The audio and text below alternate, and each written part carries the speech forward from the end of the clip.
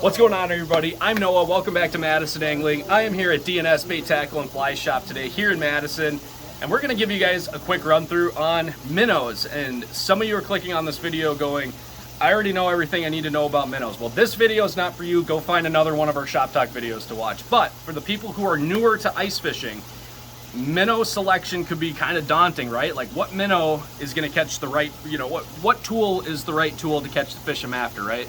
Words are hard. So that's what we're going to talk about today. We're going to run through the bait that Pat and the guys here at D&S have in stock and show you guys kind of the preferred baits and times of winter to use these for different species. Now, I want you guys to keep in mind, this is just my opinion. That doesn't mean that this is the end-all be-all, the golden rule for what bait catches what fish. This is my opinion. This is things that work well for me and hopefully work well for you guys. There are aerators running in here. They take very good care of their bait here, so it's gonna be a little noisy, but bear with me. Let's go take a look at some bait here. So we're gonna start on the small end of things and work our way up. So as far as the price point goes and the size goes, these are the least expensive and the smallest. So these are gonna be your crappie minnows. They're essentially little fathead minnows, anywhere in that inch to probably inch and a half, maybe inch and 3/4 range. And these guys are going to be geared more for panfish, okay? So your crappies, even big bluegills, perch really like these guys. A lot of times I go to small bait like this when the bite gets really tough, especially on super cold front days.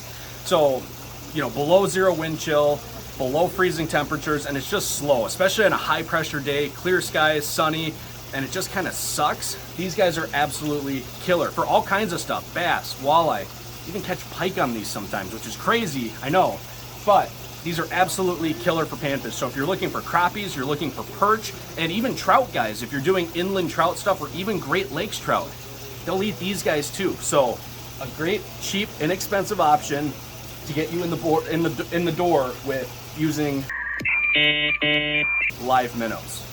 All right, guys, moving down the line here, we are going to the walleye size fatheads. So we're looking at the same species of minnow here, but you can kind of see these guys are bigger, right? Quite a bit bigger. We're getting into that 2-inch range, 2¼ inch range, and these are one of my staple baits really all year round, right? These are the same minnows that we use when we're jigging for walleyes in the spring, the same minnows we use in the fall, even in the summertime doing the drop shot stuff, which I'm excited to take you guys along with this next coming season. But these are a standby, especially for walleye fishing in the winter.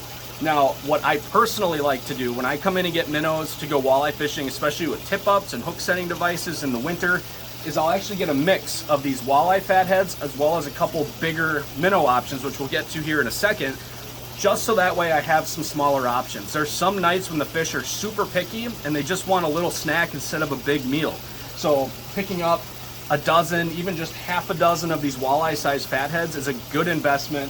What do we got them for here? They're $3.65 a dozen, guys, so they're not crazy expensive. And I want to be clear, prices are subject to change, right? Supply, demand, and we all know how the world's running right now, right? But another great option that isn't going to break the bank. These guys are super hardy. They're easy to keep alive. They need very little maintenance. So if you're keeping them at home, you can keep them in a bucket of clean, fresh water in your refrigerator if you want to. Aerator would be a great option. Or if you have a cooler, not freezing temperature garage, you can keep them out there with an aerator and they last a very long time. Just change the water and don't let the water get over 55 degrees because they'll spawn and it gets weird. So just keep that in mind. So, moving down the line here, guys, we're getting into the shiners, and I think a lot of you are probably very familiar with shiners. We're getting into the bigger baits here. So we got some medium shiners here, and these are golden shiners for anyone who's wondering. Golden shiners have the smaller scales, common shiners have bigger scales, and they're a lot wimpier. You want golden shiners. But these are what a lot of people think about when they think walleye and pike fishing, right? And for good reason. They eat these, right? These are a naturally occurring species in a lot of freshwater systems, including the Madison chain. We have shiners swimming around all over the place. Now, for a larger profile bait, this is what I'm gonna go with, okay? Shiners work pretty much all year round. You really can't go wrong with a medium shiner, whether you're pike fishing, walleye fishing, heck, people catch catfish on these things. You could go to Lake Michigan and catch trout on these things. Doesn't really matter, but if you're going for bigger toothy critters, the medium shiners and even up to the large shiners here. We'll take a look at some of these large shiners, kind of show you guys a little size comparison here. If I can get one, more than one. That's kind of what we're looking at here. And I've got really big hands, guys, so this kind of makes them look a little smaller than they actually are. But for pike, big walleyes, pretty much any toothy fish you're trying to catch through the ice, you really can't go wrong with a medium or large shiner. Alrighty guys, so we switched sides over here. Now we're into the big baits, right? One of my favorite baits going into the fall, even before ice season, is actually blacktail chubs. Walleye, smallmouth, even pike, absolutely love these things. And they're actually very hardy, as well as the suckers we're gonna get into here in just a second. But these blacktail chubs are another great option through the ice. In fact, a couple nights ago, I went out with some buddies, and that was the hot bait, and we even got an absolute giant walleye, which I'm gonna post right here in the video. Check that thing out. Caught on DNS blacktail chubs. They're a fantastic option. They're very hardy, they're meaty, they're a different profile than the shiners. So come on over, Pat, let's take a look at these. So shiners are kind of a tall, flat fish. Think like a bluegill kind of, right? A chub is gonna be a lot more like a fathead minnow, okay? And I know the lighting, oops. I promise it's gonna be okay. I know that, oh man. They're lively. Hey, if you guys need bait, get your butt down here, because man, this is some good bait. So we're looking basically like a big fathead minnow, right? That's essentially what these guys are, but they're super hardy, they're a little meatier, and they're just a great option, and they're very active under the ice too. A lot of baits tend to slow down when they're in that really cold water, right?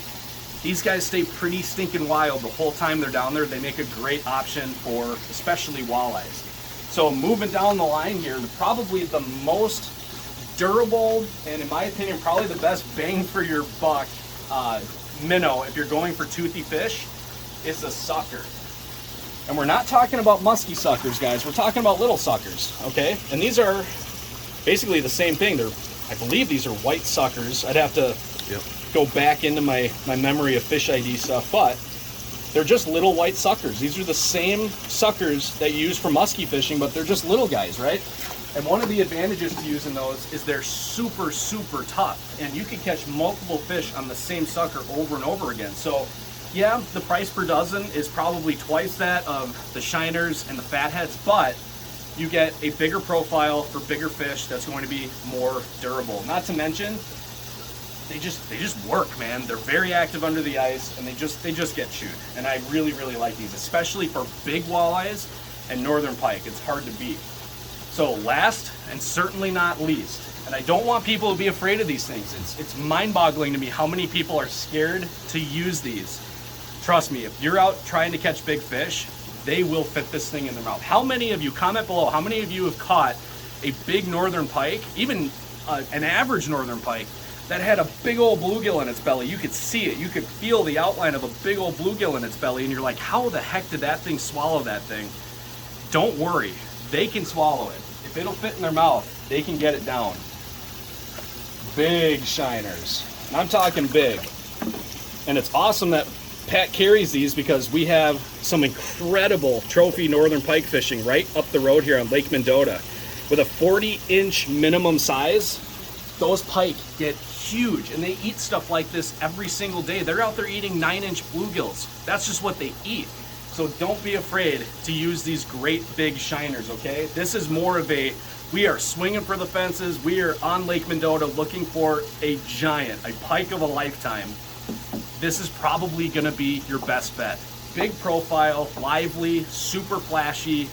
The fish can see them from a long ways away, and they're certainly not too big for a pike to take down. So guys, hopefully this was a decent introduction for you guys as far as what minnows for what species, and just a quick breakdown on bait, guys. I know there's so many different options and so many different factors that go into this, but if you guys are in the Madison area, whether you live here or you're coming up here to fish, and you should, guys, the Madison lakes are awesome. Stop into DNS, get some bait. You guys saw how lively it is. Pat takes awesome care of his bait, which is so important. And get in here, load up, and go fishing, catch some big fish, and let us know in the comments below. What have you guys been catching this winter? I've gone fishing a handful of times. I'm not guiding this winter, but let us know what you guys have been catching around here. it's fun. I just want to know that you guys are out having fun, catching fish, and hopefully these videos are helping you guys catch more fish. So with that, we will see you guys on the next episode.